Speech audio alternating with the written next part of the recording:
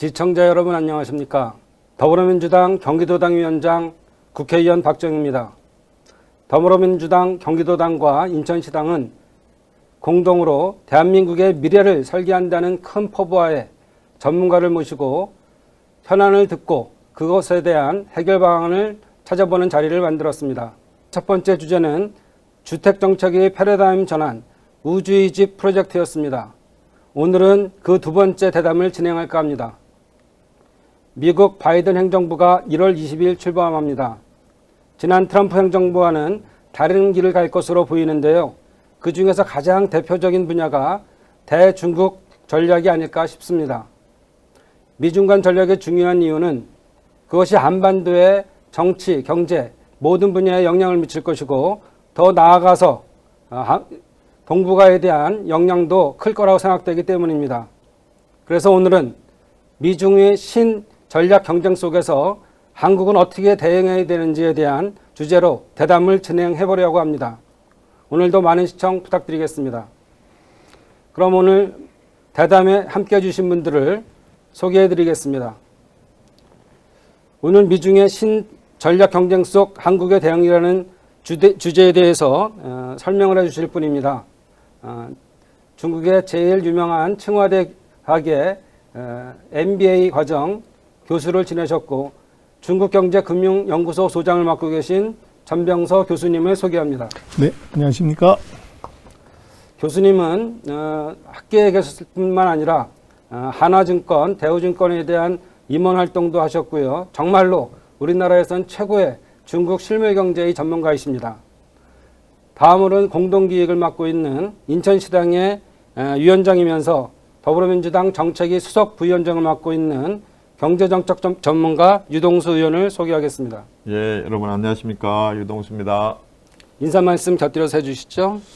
예, 사실 우리 존경하는 박정 위원장님과 제가 20대 때부터 더불어 미래의 구상이라는 공부 모임을 지금 5년째 하고 있습니다. 그 강의를 통해서 우리 전병서 교수님께서 이 중국에 대한 강의를 해주셨습니다. 정말 유익한 강의였고 우리 한국의 역사가 중국의 역사를 대입하지 않고는 설명이 되지 않는 우리 5,000년 역사를 가지고 있습니다.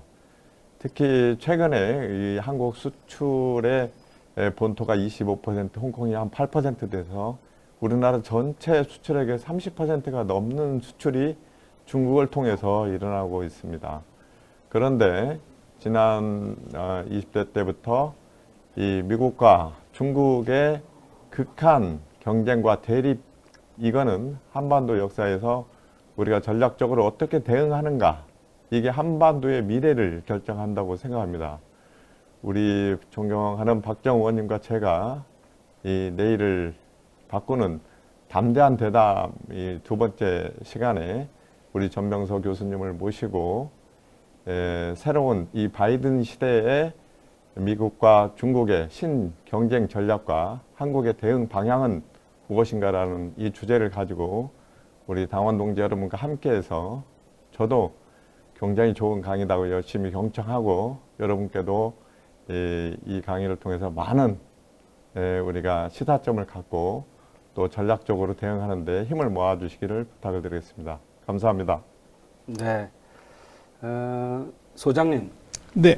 최근에 미국 바이든 정부가 들어오면서 인사를 혁신적으로 했죠. 네. 그리고 이 강요들이 결정됨에 따라서 지금 앞으로 어떻게 미국이 갈 건지에 대해서 팔리시를 좀 짜고 있지 않겠습니까? 그렇습니다. 예. 아까도 말씀드렸겠지만 EU에 대한 대응, 또 중국에 대한 대응, 또 각각의 여러 나라에 대한 중동까지 포함해서 여러 정치 경제적 지금 플랜이 짜여지고 있을 텐데요. 그 시기인 만큼 굉장히 중요할 거라고 생각합니다. 그 와중에 그다음 트럼프 대통령 재임 기간에는 김정은 북한 위원장과의 관계 개선을 통해서 한반도에도 평화가 깃들었었죠. 그런데 지금 최근 2년간에 있어서는 굉장히 정치적으로 답보 상태고 또 미중의 이 경제 전쟁에 의해서 여러 가지 그 피해를 각국이 특히 한국이 많이 봤다고 생각합니다. 이런 전망에 대해서 심도 있는 토론을 해주실 것이라 감사드리는데요. 일단 먼저 미국의 변화는 어떤 게 있을지 한번 말씀을 좀 부탁드리겠습니다. 네. 먼저 좀 봐야 될 것은 그 세계의 변화인 것 같습니다. 그래서 첫 번째 제가 말씀 올릴 내용은 아시아가 변할 때 세계 질서가 바뀐다. 그렇게 말씀을 먼저 드리고 싶고요. 핸드아웃을 잠깐 보여드리면 2021년의 세계는 저는 4가지 키워드를 생각합니다. 첫 번째는 개미, 두 번째는 녹색, 세 번째는 회복, 네 번째는 바이드노믹스입니다. 그래서 지금 한국도 그렇습니다만은 730만 명의 이제 동학개미들이 나서서 새로운 재테크를 모색하고 있습니다. 부동산도 이 저축도 아닌, 근데 이것이 한국에만 국한되는 것이 아니라 미국에는 로빈훗이라고 하는 1000만 명 이상의 개미들이 등장을 했고요. 그리고 중국에는 부추라고 하는 그런 별명을 가진 개미들이 한 달에 150만 명씩 지금 1억 7천만 명이 들어와 있습니다. 이것이 이제 큰 변화를 줄 것 같고, 두 번째 지금 바이든 정부 위원장님 말씀하셨지만 굉장히 중요한 전쟁은 녹색의 전쟁이 될 것 같습니다. 그래서 앞으로 5년 동안 전 세계는 미국과 중국이 손을 대면 그것은 무조건 세계 최고가 될 것입니다. 그래서 거기서 1, 2등 하지 못하는 3등 이하 하면은 이것은 바로 이제 지옥으로 가는 열차가 기다리고 있는데 그것이 바로 그린 이코노미일 거라고 봅니다. 세 번째는 2021년에 그 전 세계는 코로나19 다음번에 리바운드 하는 나라가 있고 리커버 하는 나라가 있을 것 같습니다. 그래서 회복력이 이게 얼마나 좋냐는 것이 중요한데, 이 코로나19로 받은 충격을 그걸 넘어서는 것, 그까지 오는 것은 리바운드지만 그걸 넘어서는 리커버를 누가 잘하고 누가 빨리 하냐가, 이것이 바로 국가의 힘이자 어떻게 보면은 이 변화를 주도하는 힘일 것 같습니다. 그리고 마지막으로 하나는 뭐 전 세계가 다 지금 주목하고 있는 방금 위원장님 말씀하신 바이드노믹스는 트럼프노믹스하고 뭐가 다를 것인가. 이게 너무너무 중요한데 저는 그렇게 생각을 합니다. 바이드노믹스는 파이트노믹스다. 트럼프 시대의 미중의 전쟁과 바이든 시대의 미중의 전쟁은 차원이 달라진다. 그래서 그렇게 말씀을 드리고 싶고요. 그래서 저는 첫 번째 주제에서 말씀드리고 싶은 것은 미국과 중국의 지금 운명을 결정짓는 4년이 기다리고 있다. 그래서 제가 그 지금 핸드아웃에 이 바이든의 얼굴을 그려놨습니다. 바이든이 뭔가를 보고 있습니다. 보고 있는 저 그림이 뭐냐 그러면 미국과 중국의 GDP의 크기입니다. 그래서 앞으로 4년이 어떤 의미를 갖냐 그러면 지금 중국 GDP가 미국 GDP의 70% 수준입니다. 근데 5년이 지난 2025년이 되면 중국 GDP가 지금 추세라고 하면 90%가 되게 됩니다. 그래서 많은 분들은 그렇게 얘기를 하시죠. 중국이 미국 GDP 넘어간다고 해서 선진국 되냐? 그래서 선진국은 될 수 없지만 미국이 중국하고 비등비등한 수준이 되면 그때부터는 바로 동맹의 탈락들이 나오게 된다는 겁니다. 70%일 때는 미국의 말을 듣지만 이것이 90%가 되면 앞으로는 듣는 척하면서 뒤로 이것은 다른 이제 액션을 취할 수밖에 없는 것이 뭐 사람도 그렇고 국가도 마찬가지입니다. 그래서 이것은 어떤 의미냐 그러면 앞으로 바이든의 4년 동안 만약에 바이든이 중국을 자초시키지 못하면 미국은 100년의 패권을 놔야 되는 중요한 이 계기를 만들 수가 있고, 반대로 중국은 여기에 정말로 사력을 다해서 전쟁하던 심정으로 아마 대항할 것입니다. 그래서 거기에서 이제 한국이 어떤 스탠스를 가지냐는 것은 굉장히 중요한데, 지금 보시는 그림이 뭐냐 그러면 이 세계 넘버 2였던 일본이 1995년에 미국 GDP의 71%를 갖습니다. 근데 지금 중국은 금년도에 아마도 이것을 넘어서게 됩니다. 근데 71%가 85년부터 95년까지 일본이 갔지만 그게 피크 아웃이었고 중국은 시작이라는 것이죠. 그래서 아마 미국은 역사 이래로 지금 최근 100년의 패권 중에서 가장 강력한 라이벌을 만나게 됐고, 이것이 앞으로 5년 내에 90, 10년 내에 100을 넘어가는 이런 불상사가 생기면 이게 어떻게 될 거냐. 지금 제가 1870년부터 시작을 해서 그 중국, 영국 일본이 미국 GDP에 대해서 어떤 수준인가를 제가 그려놨습니다. 지도로 표시를 했습니다. 1800년대 세계 최강국은 중국이었고요. 그리고 이어서 이제 영국, 그리고 이제 일본이 잠깐 있었지만 미국이 이제 1950년 들어서 세계 패권을 가졌습니다. 근데 앞으로 10년에서 15년 사이에 저것이 지도가 바뀔 수 있는 가능성이 있다는 거죠. 그래서 저는 그 100년의 패권과 100년 만에 패권의 꿈이 지금 서로 맞부딪히는 5년이 아마 바이든 집권하는 4년이다. 그렇게 보여지고요. 그래서 이제 대국은 어떻게 이 서로 교체가 되냐 그러면 저 왕관을 차지하기 위한 이 사이클이 이제 그림에 나오고 있습니다만은 지금 추세로 보면 중국은 7, 8분 능선에 올라가 있고 미국은 이제 1시, 2시 이 수준으로 지금 이제 쇠락의 그림이 보이죠. 그런데 쇠락을 한다는 것의 의미는 어떻게 보냐면요. 제일 중요한 것은 한 나라의 힘은 돈의 힘입니다. 이 돈값이 떨어지면 안 되는데 돈의 가격은 금리인데요.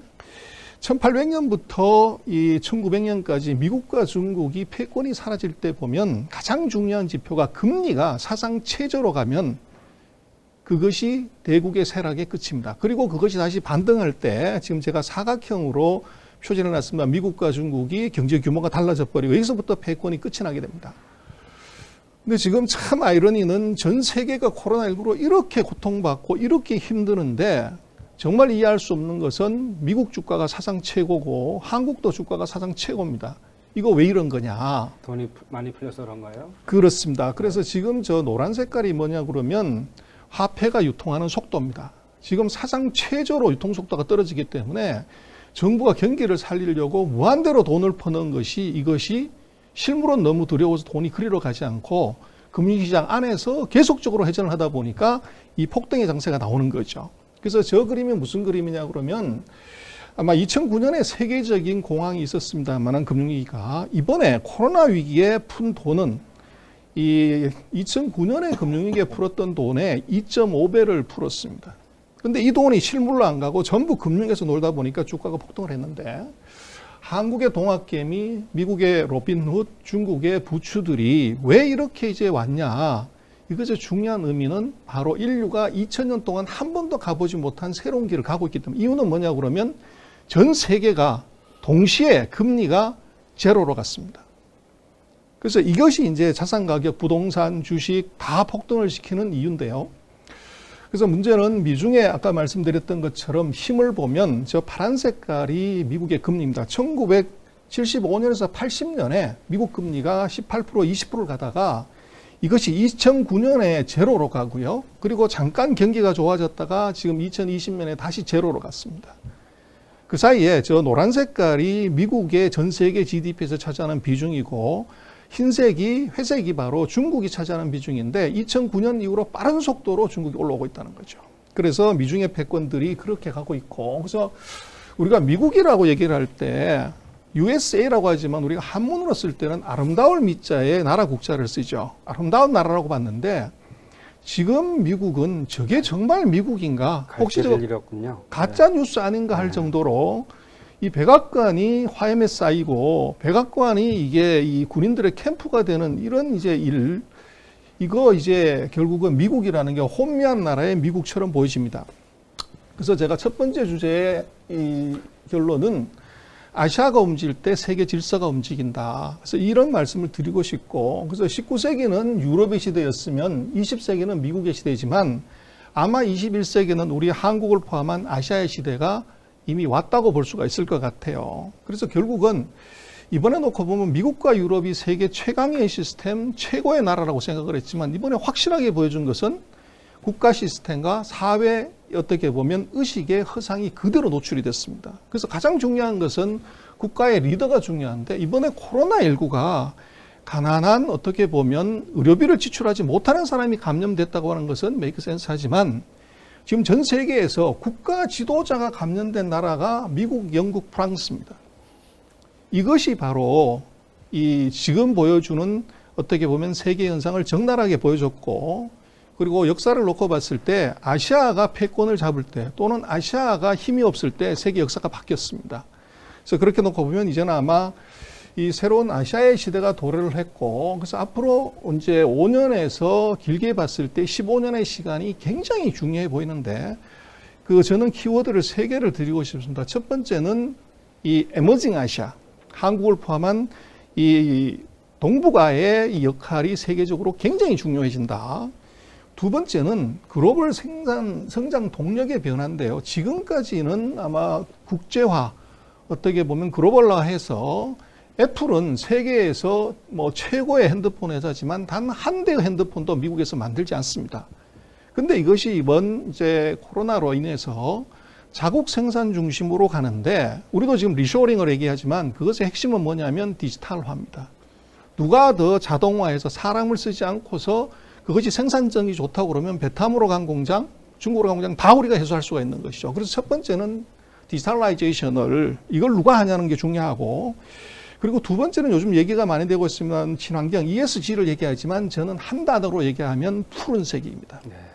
이 그린의 전쟁은 나중에 다시 한번 말씀을 드리겠습니다만은 미국이 중국을 죽이기 위한 가장 중요한 산업이자 전략이자 무기가 바로 그린 이코노미입니다. 그래서 이것이 아마 미국이 덤벼들고 중국이 같이 덤벼들면 이것은 세계 최고의 그린 이코노미가 등장하게 되고, 여기에서 3등하면 무조건 죽는 패가 나올 것입니다. 그래서 디지털과 그린을 말씀을 드리고 싶고요. 마지막으로는 아까 말씀을 제가 드렸습니다만 중국이 미국 GDP의 90%를 가든 100%를 가든 문제는 이게 개발도상국이라는 겁니다. 선진국이 아닌 개발도상국이 세계 패권을 쥐었을 때 무슨 일이 벌어질 것인가.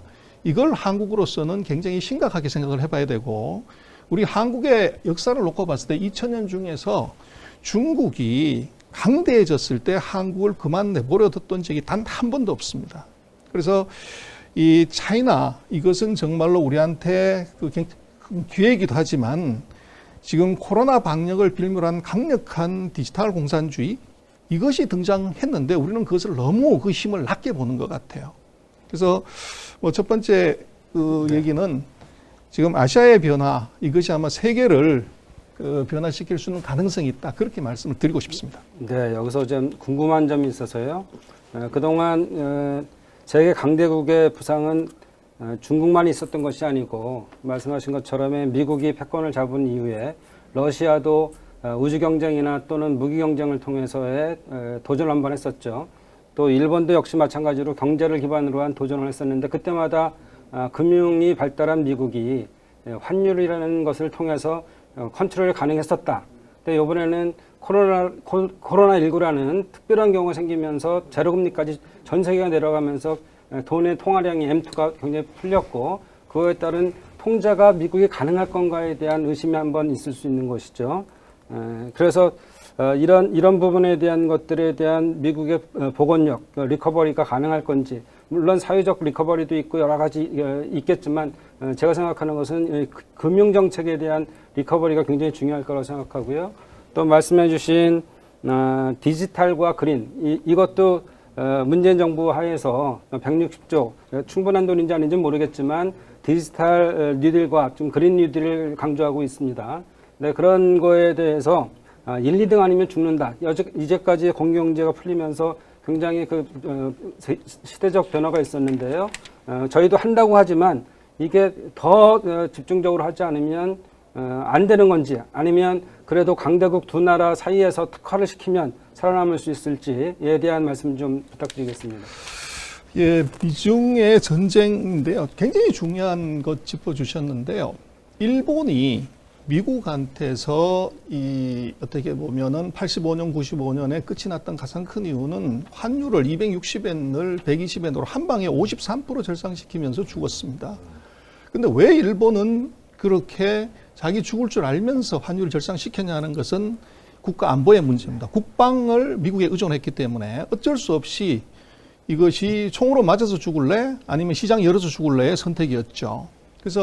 그러나 지금 중국하고는 약간 다른 점은 중국은 국방을 미국에 의존하지 않습니다. 그래서 지금 미국의 아마 머리를 엄청나게 이제 아프게 하는 것은 일본과는 스탠스가 다르다는 것이고, 그러나 방향을 보면 나중에 다음 차트에서 보시겠습니다만은 미국과 중국이 전쟁을 할 때 가장 중요한 전쟁은 뭐냐 그러면 미국은 무역으로 시비를 걸고 기술로 목을 조르고 결국은 금융으로 이것을 항복시키는 것이 미국의 전략입니다. 그래서 그 사이에 아마도 엄청난 이제 많은 싸움들이 벌어질 것이고 거기서 한국한테 플러스 마이너스도 될 겁니다. 그러나 지금 중국의 이 사이즈나 중국의 역량을 놓고 보면 이것은 길고 오래가는 싸움이다.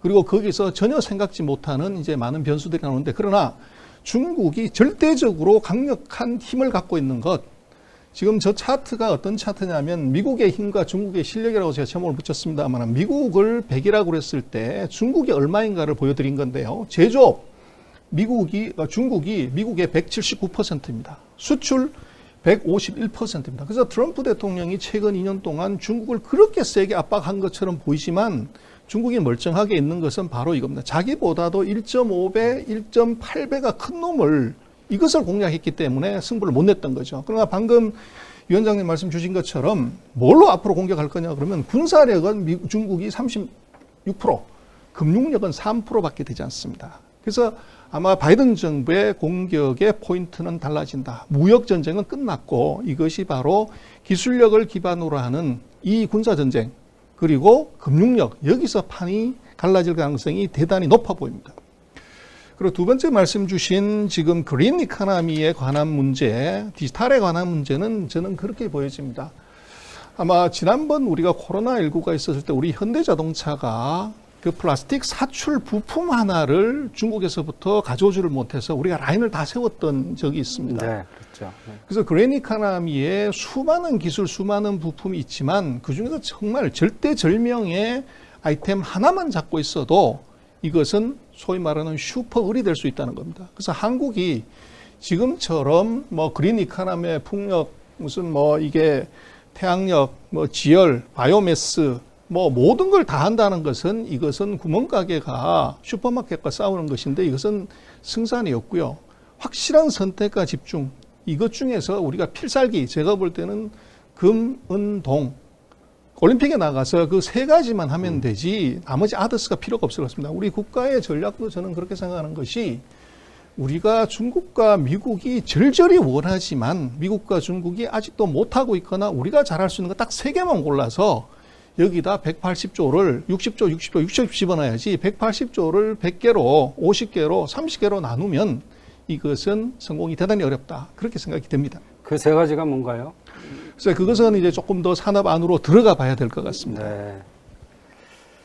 자, 그래서 지금 이번에 미중의 그 전쟁 얘기를 조금 드리면서 중국에 대한 미국의 전쟁이 왜 전략이 바뀌는가를 말씀을 드리자면 이 차트에 그대로 나와 있습니다. 그래서 미국이 지금까지 왔던 그 넘버2 최강의 일본이 71%에 죽어나갔지만 미국은 중국을 이번에 죽이려고 봤더니 일본이 최강이었을 때 수준으로 와 있다는 거죠. 그래서 여기서는 기존의 전략으로 쓰면 당한다는 겁니다. 그래서 지금 바이든 정부가 준비를 하고 있는 것이 뭐냐는 아직 나타나지 않고 있습니다. 그래서 지금 바이든의 정책이 도대체 뭐냐를 한번 봐야 되는데요. 우리는 아마 뭐 여러 가지 얘기를 합니다만은 지금까지 4년 동안 봤던 미국 그리고 앞으로 봐야 될 4년은 완전히 다르다. 그래서 이유는 뭐냐 그러면 트럼프의 공약하고 바이든의 공약이 단 하나도 중요한 6가지 분야에서 일치하는 것이 하나도 없습니다. 정반대입니다. 그러면 이것은 결국 리더가 바뀌면 이것이 정책이 바뀌고 정책이 바뀌면 나라의 전체적인 운영이 바뀌는데 완전히 다른 나라가 보여진다.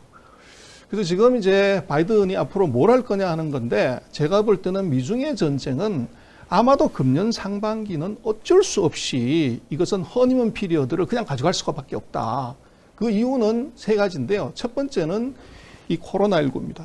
네. 그리고 두 번째는 뭐 우리도 그렇습니다만은 이제 인준이 필요합니다. 내각을 세팅하는데 시간이 걸리고요. 네. 그렇습니다. 네. 그래서 지금 이제 그 미국 같은 경우를 보면 우리도 청문회 하는데 시간이 오래 걸리지만 20명 넘는 장관들 청문회 하는데 보통 37일이 걸렸습니다. 역대로.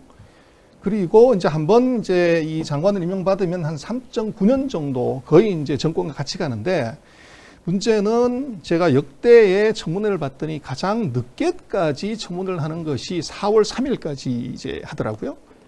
근데 이게 거기서 끝나고 나서 대체적으로 정책을 이제 그 실행해야 되는 장관들이 업무 파악하는데 100일의 시간을 대체적으로 생각을 합니다. 그렇게 되면 1월 20일에 취임하더라도 청문회 끝나려면 2월 27일이고 장관들이 어떻게 보면 이제 업무 파악하려고 하면은 6월 7일이 돼야 됩니다. 그래서 적어도 금년 상반기는 아마도 미중이 싸우고 싶어도 미국이 준비가 안 돼서 못 싸운다. 그래서 이것이 가장 아름다운 아마 2021년에 볼 수 있는 가장 아름다운 시간이 될 가능성이 높고 하반기에는 전열이 갖춰지면 이것은 피 터지는 전쟁이 벌어질 가능성이 높다. 그리고 바이든 정부가 맨 먼저 해야 되는 것은 지금 코로나19의 예측에 대해서 언제 끝날 거냐. 빨리 끝났으면 좋겠는데 지금 놓고 보면 아마도 예전에 얼마 전에 그 마이크로소프트 빌 게이츠가 그런 얘기를 했어요. 2023년 정도는 가야 된다. 근데 이게 소프트웨어 만드는 회사의 회장이 왜 그런 얘기를 할 수가 있냐 하는 건데 지금 바이든이 마이크로소프트의 빌 게이츠 회장이 은퇴하고 나서 재단을 만들어서 하는 일 중에 중요한 것이 아니라 전 세계 중요한 바이러스 연구소, 백신 연구소에 대해 대거 투자를 하고 있습니다. 우리 한국에도 투자를 하고 있죠. 그러다 보니까 제가 볼 때는 전 세계에 지금 백신이나 바이러스 연구가 어느 정도 수준에 와 있는지를 어떻게 보면 가장 정확하게 알 수 있는 사람이 빌 게이츠일 수 있습니다. 그러다 보니까 빌 게이츠가 2023년 얘기인데 최근에 나온 예측을 보면 아마도 금년 3분기, 4분기가 코로나19의 피크일 가능성이 높고 이것이 완전히 사라지는 것은 아마 2023년 4분기 정도 이렇게 예측을 하는 것 같아요. 그렇게 되면 지금 이게 미국은 거의 지금 2차 대전 수준입니다. 무슨 2차 대전이냐 그러면 1차 대전에 죽은 군인의 숫자가 11만 6천 명이었고 2차 대전에 죽은 군인의 숫자가 40만 5천 명인데 지금 이틀 전까지 제가 통계로 봤더니 코로나19로 죽은 사망자 숫자가 40만 1천 명입니다. 아마도 일주일만 지나면 2차 대전 때보다 더 이제 많은 사망자가 나타나게 되는 거죠. 그래서 지금 바이든으로서는 아마 맨 먼저 해야 되는 것은 중국과의 전쟁이 아니라 코로나19와의 전쟁이다. 그래서 아마 금년 상반기는 이 내치 중심으로 가다 보니까 이제 그렇게 할 가능성이 높고 그러나 미국이 중국의 굴기를 자시하냐 절대 그럴 수 없다고 봅니다. 그래서 바이드노믹스는 파이트노믹스다. 그래서 누구하고 싸울 거냐 어떻게 싸울 거냐는 그 장수를 봐야 되는데요. 지금 바이든의 사람들 맨 처음 이제 위원장님께서 지적을 하셨지만 사람이 달라졌습니다. 지금까지 임명된 26명의 장관 그리고 이제 중요한 내각의 인사들을 보면 그 중에서 13명이 여성입니다. 그리고 최초로 이렇게 됐다고 하는 사람이 10명입니다. 네. 완전히 다르고요. 그래서 지금 보면 전체 내각의 61%가 여성이고 54%가 유색인종입니다. 네, 인종도 다양해졌네요. 그렇습니다. 네, 네. 그리고 더 이제 특이한 것은 LGBTQ 정말로 다양한 사람, 레스비언, 게이 네. 뭐 이런 이제 정말로 특징이 있는 사람들이 이게 내각에 들어왔다는 거죠. 그래서 지금 미국과의 중국의 전쟁을 놓고 보면 이 장수들을 좀 볼 필요가 있습니다. 이것이 아마 한국에도 영향을 미치게 되고 아시아에 크게 영향을 미치는데 트럼프 정부 때 이제 중국을 공격하는 이제 장수들을 보면 부통령부터 국가정보국장까지 이를 놓고 보면 특징적인 것은 이 7명의 핵심 인사들이 부통령, 국무부 장관, 재무부 장관, 상무부 장관, USTR 대표, 국가안보국 이쪽을 보면 100% 백인 남성이고 평균 연령이 68세, 최고령이 83세였습니다. 그래서 60, 70대 마초 군단이 최근 2년 동안 중국을 공략을 했는데 이번에 바이든 정부를 보면요.